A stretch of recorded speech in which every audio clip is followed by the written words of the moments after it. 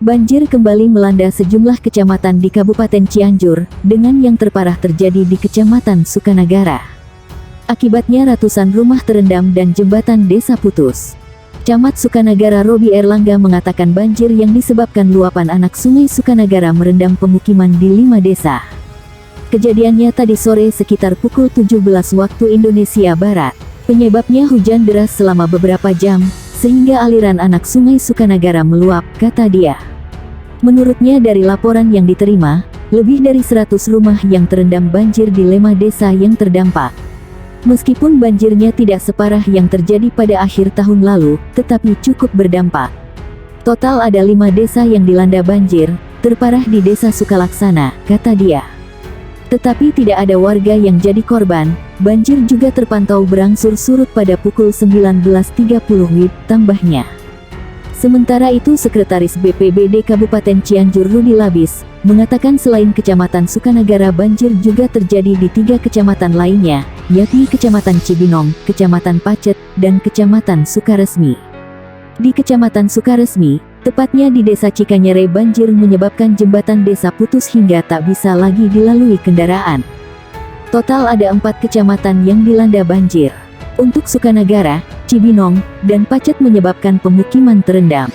Sedangkan di Kecamatan Sukaresmi, banjir menyebabkan jembatan desa terputus, tuturnya. Rudi menambahkan petugas dan relawan masih bersiaga di titik-titik terdampak banjir bandang. Petugas masih data kerusakan dan kebutuhan warga terdampak. Kita koordinasi dengan dinas terkait agar fasilitas yang rusak segera diperbaiki, pungkasnya.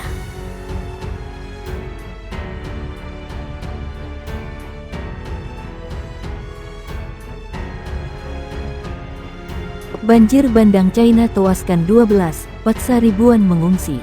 Banjir bandang di wilayah China Barat Daya dan Barat Laut telah menyebabkan sedikitnya 12 orang tewas dan membahayakan ribuan orang lainnya. Media pemerintah melaporkan sedikitnya 6 orang tewas dan 12 lainnya hilang di Provinsi Sichuan setelah hujan lebat yang memicu banjir bandang terjadi di wilayah tersebut.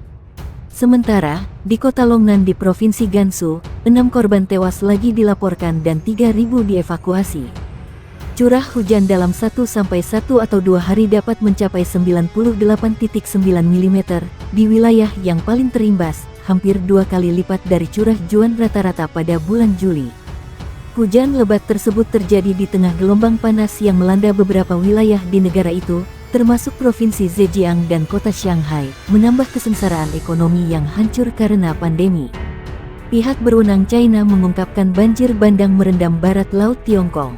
Media pemerintah melaporkan 12 orang lainnya dilaporkan hilang dan ribuan warga harus dievakuasi.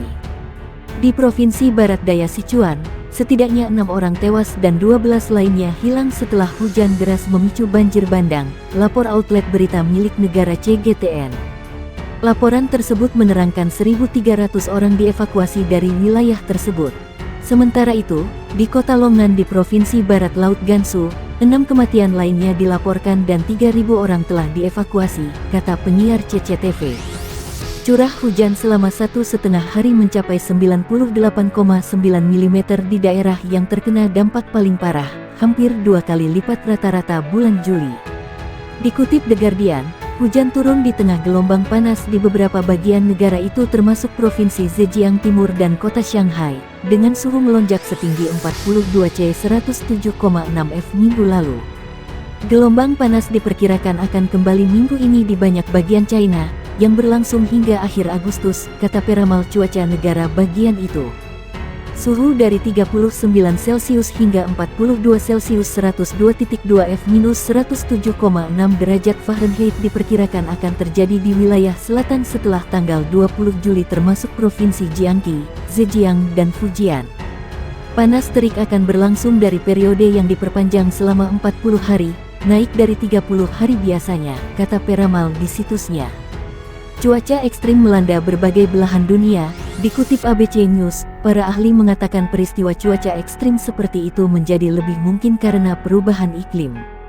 Udara yang lebih hangat dapat menyimpan lebih banyak air, yang menyebabkan semburan awan yang lebih besar saat dilepaskan. Banjir menambah kesengsaraan ekonomi yang sebagian disebabkan oleh tindakan ketat nol Covid yang membatasi perjalanan dan mengganggu rantai pasokan.